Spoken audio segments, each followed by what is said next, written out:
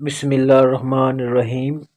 رسول اللہ صلی اللہ علیہ وآلہ وسلم نے ارشاد فرمایا، میری امت کا سب سے بہترین زمانہ میرا زمانہ ہے، پھر ان لوگوں کا جو اس زمانہ کے بعد آئیں گے، پھر ان لوگوں کا جو اس زمانہ کے بعد آئیں گے۔ حضرت عمر رضی اللہ عنہ کہتے ہیں کہ مجھے یاد نہیں آیا کہ حضرت صلی اللہ علیہ وآلہ وسلم نے اپنے دور کے بعد 2 زمانوں کا ذکر کیا یا 3 کا۔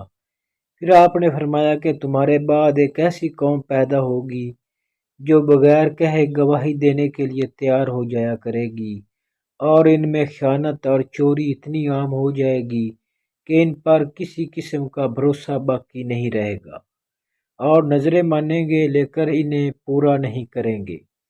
حرام مال کھا کھا کر ان پر موٹاپا عام ہو جائے گا۔